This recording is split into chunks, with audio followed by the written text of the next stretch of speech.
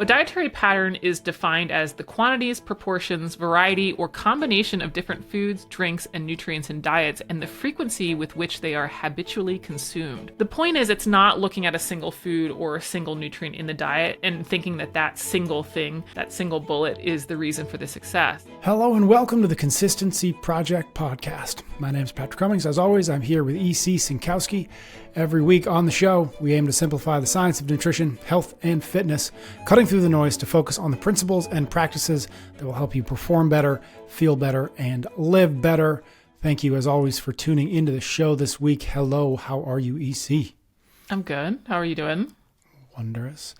I'm excited to chat with you. We are. I feel like this is one of those times where it's like we're finally getting to this big thing that we probably should have done 2 years ago. But we're gonna have a conversation about the Mediterranean diet, what it is, why it's so popular, and of course, EC, what you think about it.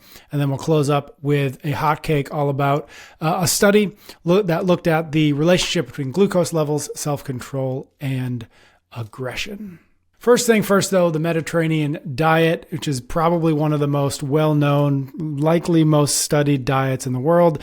One that I've never heard you say anything bad about it. Of course, I'm excited to learn your full thoughts on it, but it's one of the few that you're not at least being like, really, guys, this is it. This is what we're doing. So let's start for those folks who maybe, and I'm in one of those camps, like I know like roughly what the Mediterranean diet is, but that's about it. I've never done too much of a deep dive. So what is it when we're talking about the Mediterranean diet? What are we talking about?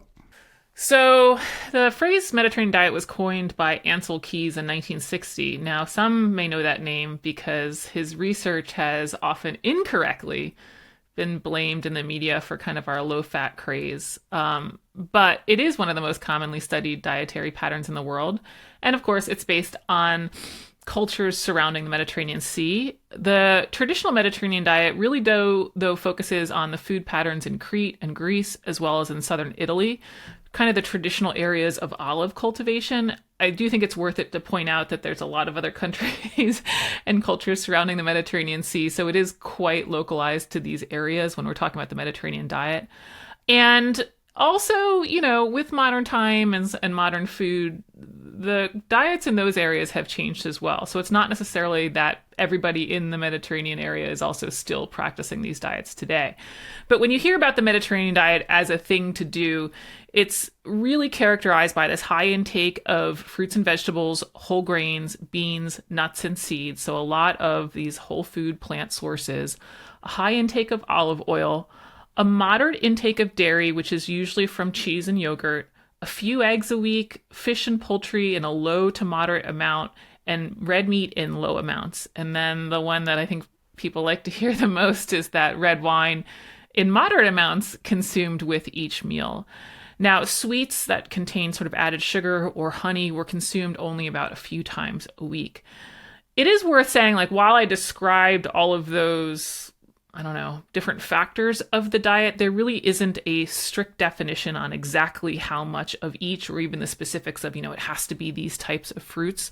One of the papers that I was looking at in review for this actually says that there's 22 different indexes used in the scientific literature to measure adherence to the Mediterranean diet. So, when they're doing a study on the Mediterranean diet and they want to say, okay, to the people, go eat X, or how much of this do you eat? They have to give sort of a checklist to say, okay, how many fruits and veggies and stuff like that. But there's 22 different indexes that they've come up with to kind of measure that. Which actually makes combining the research and drawing some conclusions a little tough. But the through lines here really are, don't get lost in the weeds, largely plant-based diet, and then relatively high intake of olive oil, nuts, and this moderate amount of red wine that is so distinguishing maybe from other diets we find. The first scientific evidence came from Ancel Keys, and it's this infamous study known as the 7 country studies. We talked a little bit about it in the saturated fat podcast, but essentially there was this association between saturated fat intake and cardiovascular disease. And listeners of this podcast should know that that is, in fact, a good finding, that saturated fat does, in fact, increase the risk of cardiovascular disease, although it's one of many factors, and we don't have to absolutely fear saturated fat outright. That Ancel Keys' first study showing this came to an accurate conclusion.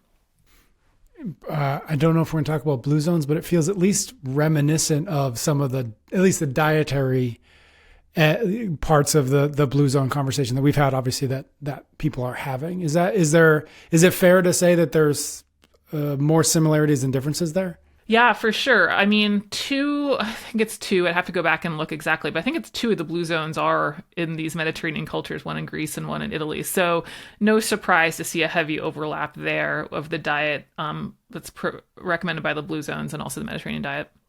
Got it. Cool. Okay. So you mentioned, obviously you looked at some of the research and that I don't know that you would say that it's conflicting, but there's a wide sense of the research. So what does it actually say when you dive into it? What does it actually tell us about the Mediterranean diet or the effectiveness of it? Yeah, I mean, there is a good amount of research on the Mediterranean diet. And I would say that there's a consistent association with a decreased risk and decreased health risk, as well as a decreased risk of death. So good news there. Now, one of the larger studies, it's by Danu from 2017. It's called an umbrella review. Now, we've talked a lot about systematic reviews and meta-analyses, where those are types of studies where they pull together research from lots of different studies and kind of synthesize the results. An umbrella review pulls together the research from systematic and meta-analyses. So it's a review of reviews. Got it. So in this umbrella review, they pulled together conclusions from 13 meta-analyses of observational studies and 16 meta-analyses of randomized controlled trials. But what's really impressive about all of that is there's now a sample size of 12.8 million people in this umbrella review. And their conclusions were that greater adherence to the Mediterranean diet reduced the risk of overall mortality or just dying, cardiovascular diseases, including heart attack, overall cancer incidence, which just means getting cancer, neurodegenerative diseases, and diabetes. And they also noted in this review that not every disease is listed here. And that doesn't mean that the Mediterranean diet wouldn't be helpful in those cases, but it's just areas where we need more research to be more conclusive. So I think that's pretty cool. That's a pretty huge study, kind of taking a look at all of the research that's been done. And in an age when I think we're all sort of looking for the magic bullet in nutrition, I mean, this might be the closest thing that we've found. I get it. It's not really bullet-like when we have a list of 10 different descriptors about the diet. It's more sort of like a cumbersome approach to nutrition.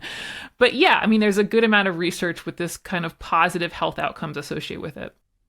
Yeah, I don't know what like the slightly less good silver, version of silver bullet is, like a bronze bullet. It's like a bronze bullet. It's not a gold. It's not a silver. I was thinking it was like a net. It's a net. It's not a bullet. There you go. All right. So in advance of this chat, you did send me a couple of things you want to highlight about why the diet is so beneficial. So I think that makes sense to jump into that next. So there's two things. Number one, it's a dietary pattern. And then number two, it's the phytochemical content. So let's look at each, starting with that dietary pattern. What is that, and what's the significance of looking at it or recognizing that it's a dietary pattern? Yeah, and this is one of the reasons why I really like that the Mediterranean diet gets a lot of press and research. So a dietary pattern is defined as the quantities, proportions, variety, or combination of different foods, drinks, and nutrients in diets, and the frequency with which they are habitually consumed. The point is, it's not looking at a single food or a single nutrient in the diet and thinking that single thing, that single bullet is the reason for the success. And, we can do these different studies that would be like, let's take a look at what happens when we add salmon to the diet twice a week, or when we add more kiwi fruit to the diet.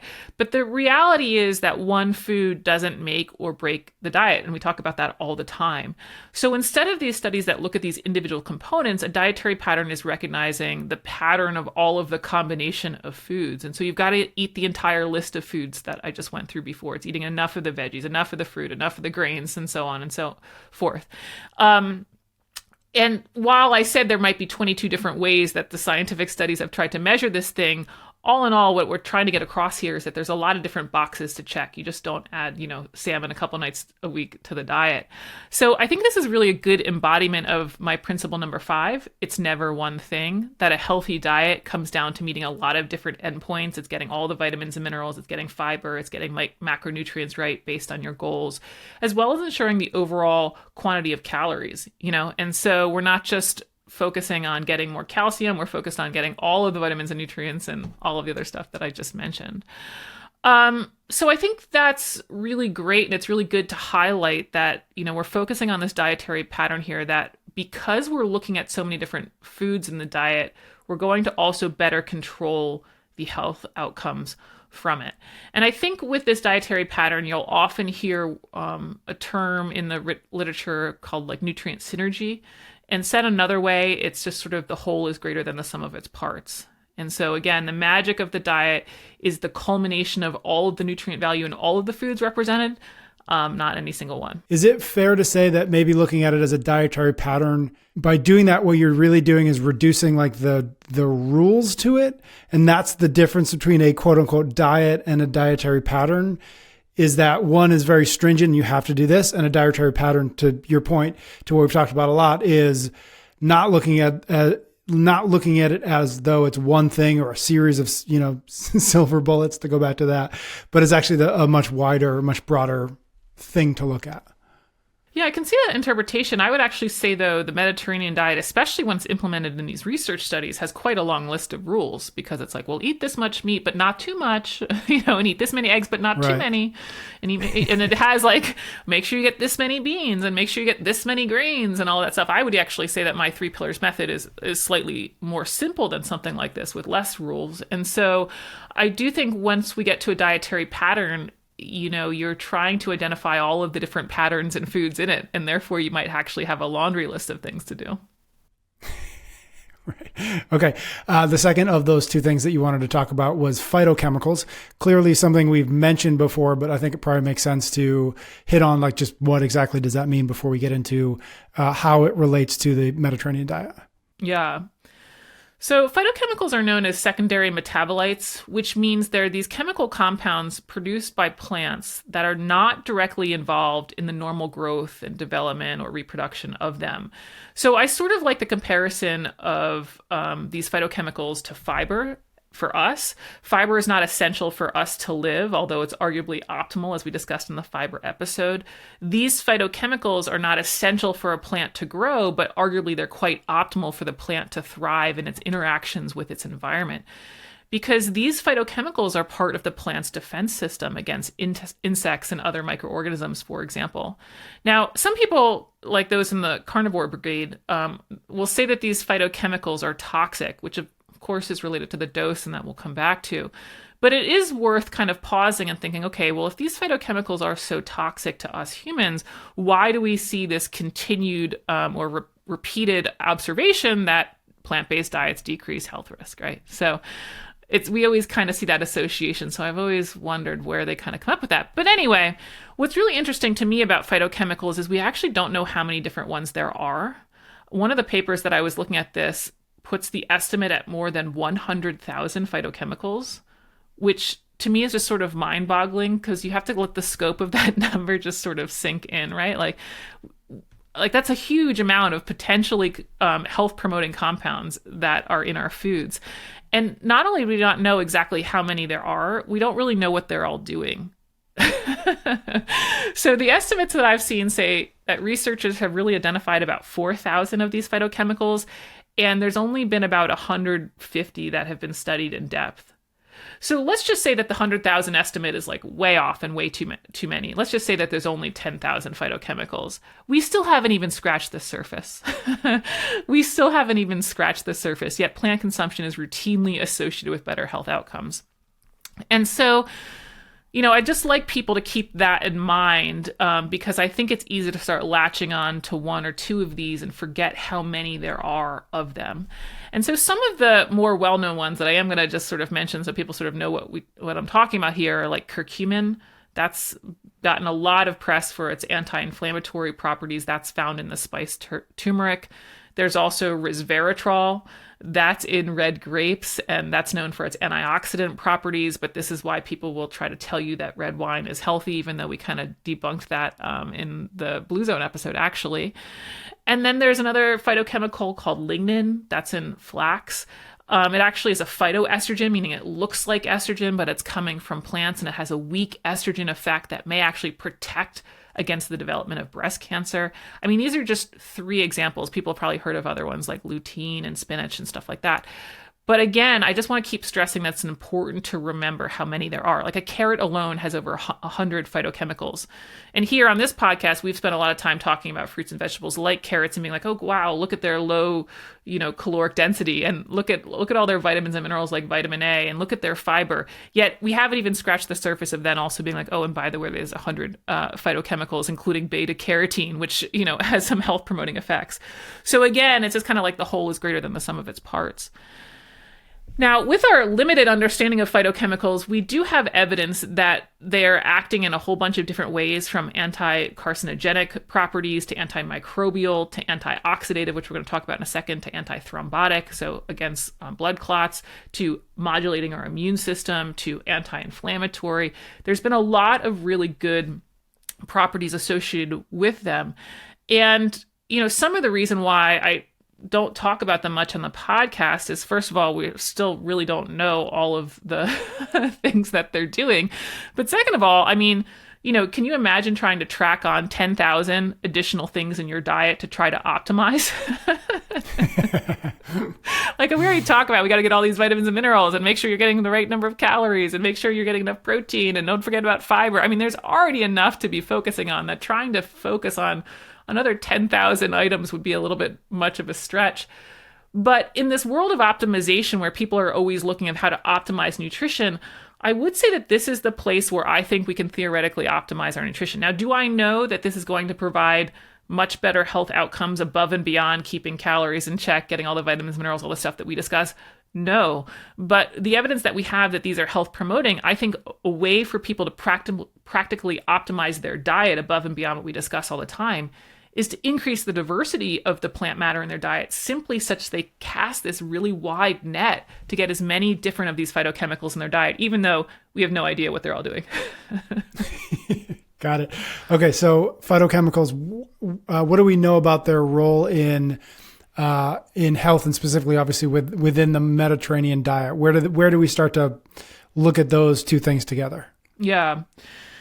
Yeah, so again, pretty high-level podcast here. And again, we don't have a ton of conclusive evidence on everything related to them, but I do want to kind of touch on one of the mechanisms that we believe phytochemicals are responsible for in terms of preventing, death and disease. And so there's a biological concept known as hormesis, which means that there's this biphasic response to a stressor. Sounds complicated, but really it just means when someone is exposed to the stressor in low doses, it produces a favorable outcome. But there is a point at which the stressor becomes too great and has sort of a disastrous response. We can immediately think of the word dose here if you want. Now, exercise is a really great example of what would have a hormetic effect. Exercise is the stressor, and then the body adapts and responds to create a stronger athlete and also to handle greater stress the next time. But of course, there is some level of stress or some level of exercise that we could force on somebody that would be disastrous and produce injury, right? Now, what's interesting about exercise is the body is not just adapting in the sense of growing our big biceps and having a better heart, a stronger heart to pump the blood. The stress of exercise is also building our internal antioxidant defense system. So we actually talked about this way back in this podcast that we titled Exercise as an Anti-Inflammatory. And I always think it's kind of worth reviewing this concept, and that is in the process of creating energy. So in the process of creating the molecule ATP, which is what the body uses for energy, there is this production of molecules called reactive oxygen species. It's a natural byproduct, so it's going to happen. And these reactive oxygen species are reactive, meaning they can interact with a variety of molecules, from different proteins to different lipids or fats in the body to even our DNA, and can cause damage to them. And it's molecules that are antioxidants that can actually neutralize, or you can think quench, these reactive oxygen species. So before these reactive oxygen species can cause damage, we can have antioxidants kind of neutralize their effect. And vitamins C and E, for example, are examples of antioxidants. But the body also makes its own endogenous, we could say, antioxidants, which include molecules called glutathione, and perhaps the best name ever for a molecule, superoxide dismutase. It sounds like, I don't know, some sort of video game character, in my opinion. But one of the ways that we increase the production of these natural antioxidants like superoxide dismutase is exercise. Because think about it, exercise requires us to create more energy. So it's going to require us to create more of those damaging reactive oxygen species. And then that will trigger the body to create more of these antioxidants because it's getting the stress of, oh shoot, we've got more of these damaging molecules around. We've got to defend the body. So it's going to start production of these antioxidants. And so this is where exercise in the short term looks damaging. But in the long term, we all know exercise is healthy. And so it's sort of like this hormetic effect of where exercise in the short term is causing a damage, but then in the long term, we actually are building our antioxidant defense systems. Okay, wow, what in the world does that have to do with phytochemicals? Here we go. So it's believed that the phytochemicals can actually trigger that same sort of upregulation of our natural defense systems. That the phytochemicals in the plants will provide this low constant stress, if you will, or trigger for us to create more glutathione or the superoxide dismutase antioxidants. And that's really a cool feature because this oxidative stress is implicated in our two top killers, cardiovascular disease and cancer. Damage to the DNA can lead to a mutation, which can then perpetuate into cancer and something like that. And so having this kind of stressor around from the diet to naturally keep our natural antioxidant defense systems upregulated is believed to be one of the health benefits of these phytochemicals and from eating them every day in the diet. Moving on. Do we feel like there is, it's almost kind of a cliche, but do we feel like there's anything specific about olive oil as it relates to the Mediterranean diet? Because you kind of feel like those things are like synonymous with each other to a degree. Is there anything specific about the olive oil worth mentioning? Yeah, I feel like it's almost, just pour olive oil on it. It's like, I'm doing the Mediterranean diet. Right. Yeah, exactly. It's like you're not doing it unless it's coated in olive oil. Right. I did French fries with olive oil. It's the Mediterranean diet.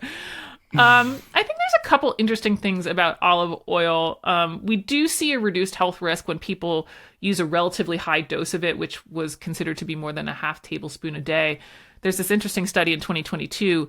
They actually followed 60,000 women and 30,000 men that were all health professionals, and they followed them for 28 years, which is obviously quite a long time. Now, at the beginning of the study, none of them had cardiovascular disease or cancer, and then they followed them for 28 years and saw what happens in terms of death and disease from those from cardiovascular disease and cancer.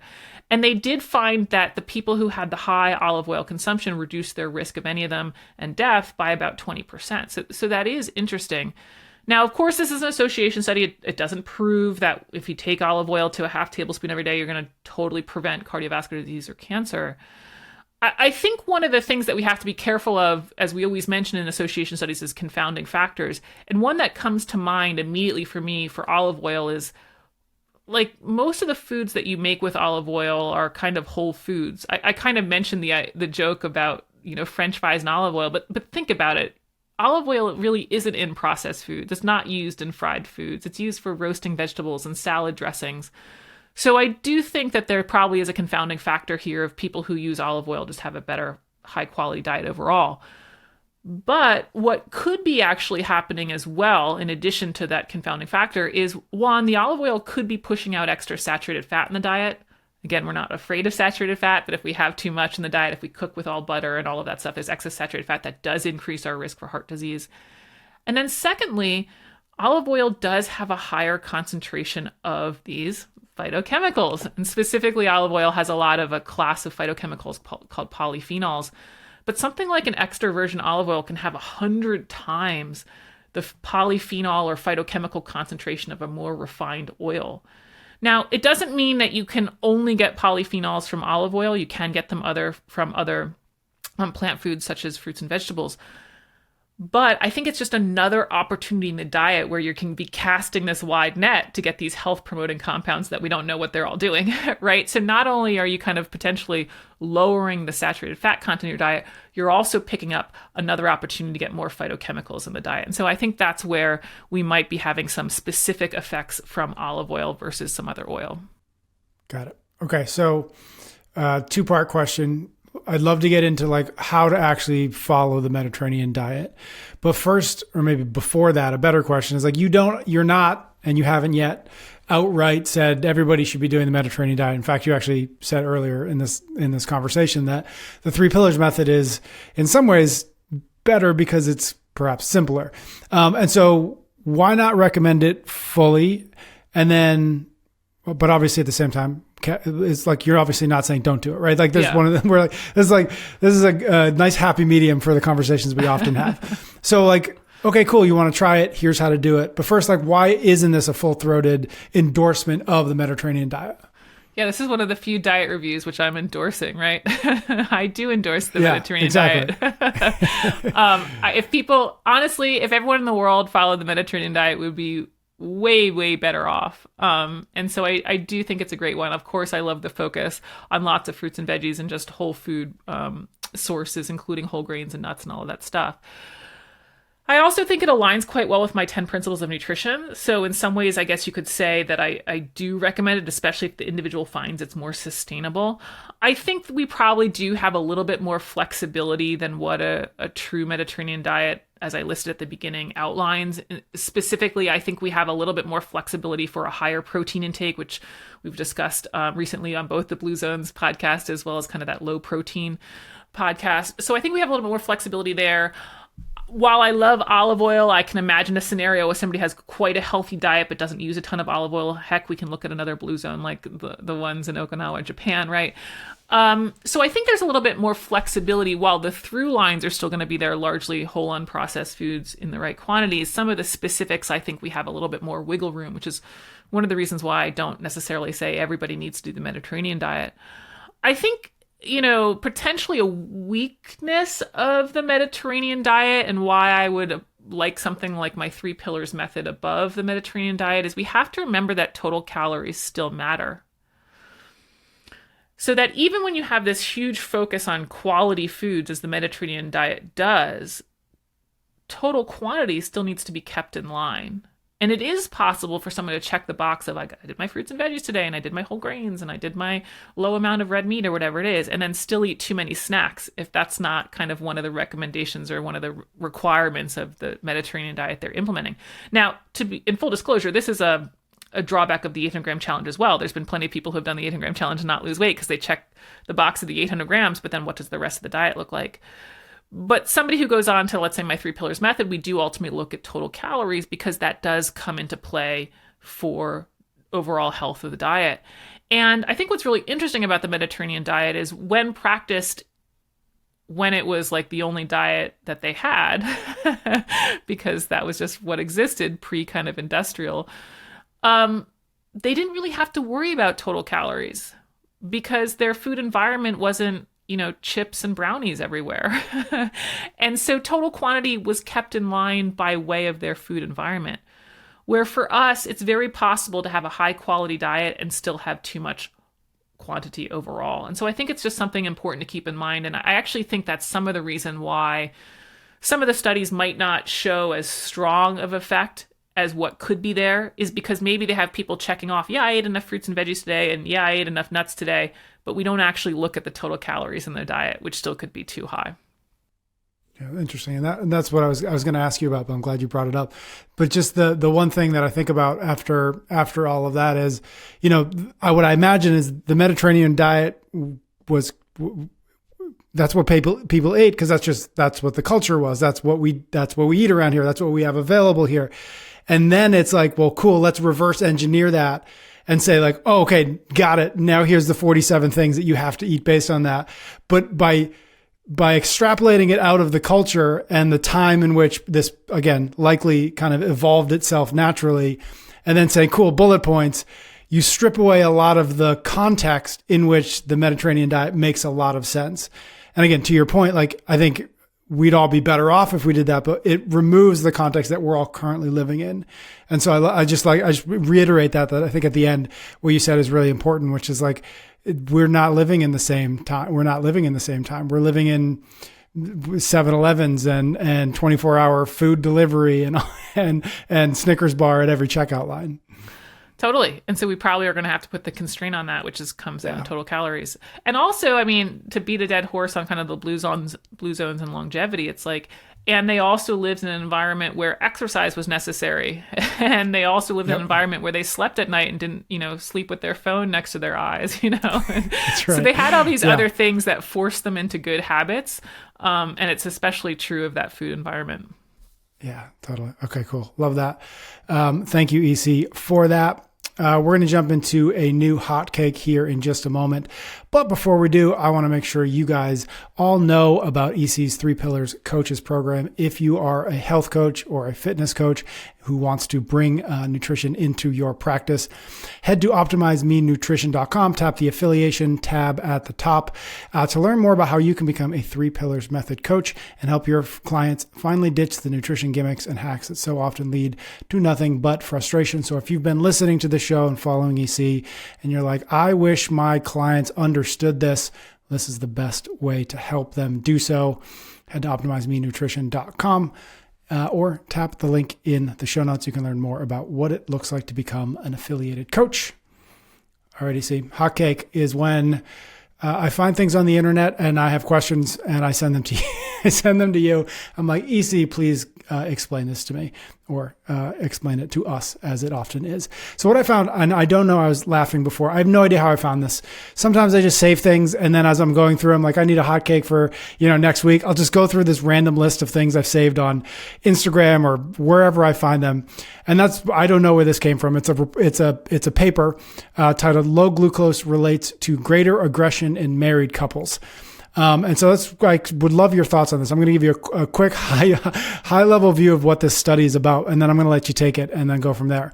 So the article or the study explores the relationship between low glucose levels and aggression in married couples. The study measured glucose levels in 107 married couples over the course of 21 days and assessed aggressive impulses and behaviors.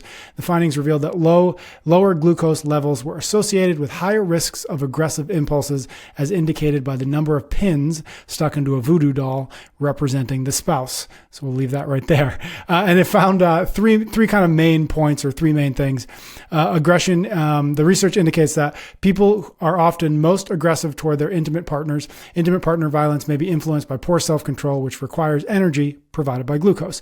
The study found that lower glucose levels were associated with higher levels of aggressive impulses. Participants with lower glucose levels stuck more pins in the voodoo doll representing their spouse, indicating greater anger and aggression. And this will be the last kind of point. The study also revealed that lower glucose levels predicted more aggressive behavior. Participants with lower glucose levels delivered more intense and longer noise blasts to their spouse during a competitive task. I'd love your thoughts on this, but first, honestly, my first thought was like, maybe these people are just married to the wrong person. Wrong. I actually saw that at the end of the study, because I guess during the test they're told that their spouse is doing the noise, because they give these really loud noise blasts, which they said could be like scratching your nails on the chalkboard or fire alarm type noises. Yep. They're told during the study that the spouse is causing it, but then at the end that they're told that that wasn't actually true and it was sort of a design scenario. And I guess some people were like, yeah, that seemed really odd for my spouse. Which, so they actually, good for them, right? They had some spouses that were not in it just to cause angst and anguish. Oh man, what an odd study you found. I know. I don't know. This is what hotcakes is for. Hey. It's like, this is weird. I don't know. So I want to see his take. So yes. So relationship, we won't judge the relationships that we don't understand. But obviously the point is this glucose level and the self-control and the aggressiveness and where the relation between all those things may be. Yeah, I would say that the study doesn't make that very clear. I'm aware of the conclusions they say, and that low blood glucose led to more aggression. So when you say low blood glucose to me, I assume that you're talking about somebody who is hypoglycemic and well outside of normal ranges, which is less than 70 milligrams per deciliter, something like that, and would have obvious symptoms. And this is when people can't, that's death is a real possibility for someone who has low blood sugar. And they could have things like they're delirious. And so I don't really think the people who were in this study were hypoglycemic. I think what they were talking about is within the range of normal, some people had lower values than others, which to me is sort of, Like we're in the normal range. Like some people are high normal, some people are low normal. Like what does this have to do with anything? Are we just sort of in the weeds of non-relevance? And I think we might be. Another problem with the study was that they didn't prove their point, meaning, okay, you run this test and you find that low blood glucose results in more anger. Well, then the follow-up idea would be, okay, well now let's give them sugar and see if it changes their response. Does it fix the problem? Right? And they didn't do that. So there's kind of a couple big red flags for me that I'm like, also they didn't really look at the diet during the day. They didn't look at what they consumed before coming in. They didn't look if somebody, skipped their lunch or just ate or anything like that to understand what was their total intake for the day. So I think there's just a lot of loose holes here that I would not from this study draw the conclusion that low blood sugar is driving aggression. Mm. So it's interesting to me. What do you imagine the point of it was? I know it's a silly question, but what do you think that they were trying to aim at, or what do you think the solution might be to the problem they thought that they were identifying? Might be the better question to ask. Yeah, I'm wondering if they sort of thought about the whole hangry scenario. Yep. When people say that they're hangry and they're actually angry because they're hungry. And so I wonder if they wanted to see is that related to somebody's blood sugar. I don't really know what they were getting after, to be perfectly honest. Yeah, interesting. But I just think it was, here's the thing, is I know research is really hard to do and all of that stuff. It's really hard to design the perfect study and follow people and measure everything and get everything. So this could have been just a pilot study to then go on to do more with it. But I have no real idea of what they wanted to know besides maybe, what really drives anger in people, and can we drop that, or can we link that to something in their diet or something like that? Mm-hmm. It reminds me, of course, of the conversations we've had around continuous glucose monitors and the thought that it's this kind of like spiking of up and down that if we could control for it, we can control all sorts of things downstream of that. That to me is, at least in some ways, would make sense as the solution to the problem that they're trying to identify is, okay, if blood glucose is going down or is down at the end of the day, and we were able to monitor that, and then because of that monitoring, we could, again, balance that blood glucose out throughout the day, maybe we would have less aggressive people. Yeah. Yeah, maybe. I do think there's a lot in this balanced blood sugar genre that people think it's sort of the panacea or the best way to achieve health, when I think, again, it's really overlooking the fact that there's a normal range that we can exist, both higher and lower levels within the normal range. And, our pancreas is handling it, our liver's got it in terms of managing blood glucose, that we don't really have to meddle in it. And it doesn't have to be this perfect number throughout the day at all times. Really interesting. Do you think that there is anything around glucose and aggression or mood or anything that is relevant, even if maybe this didn't quite hit on it? Or do you feel like all of those things are so multifactorial that just looking at glucose or just looking at any single thing can't possibly give us the full picture of why somebody is an aggressive person or why a relationship is a good one or a bad one? Yeah, I think there's still too much. Do you remember how long this study was? Did they just bring them in for, was that part of what you read? Did they just bring them in for one day, or did they do a couple days? It was 21 days was the study. And then I think that the second part with the loud noises I don't remember exactly how long that was, but I think that was a 1 day thing. Yeah. Yeah. So, some of this stuff, and, assuming they, randomize the treatment and stuff like that, that's great. But I also just wonder, how do we know what the makeup of these relationships were coming into this test? Did we validate that they were all sort of on the same playing field, right? Were they, what we could say, healthy relationships coming in? Were they sort of argumentative relationships coming in? I guess you would say that would shake out based on the treatment, that doesn't really matter, that the more angry people would still do more of the voodoo doll pricks or whatever. But I just think that there's too many things that come into play, and especially what angers you that day. It could be the traffic or something like that, and that heightened your response, that there's so many other things that this study, I don't think, really nailed down to be able to say that, okay, yeah, it's glucose. Love that. Last question. I imagine I clicked on some like, hey, it's a CNN article that clicked into what I ended up sending you, which was more of the kind of the full report.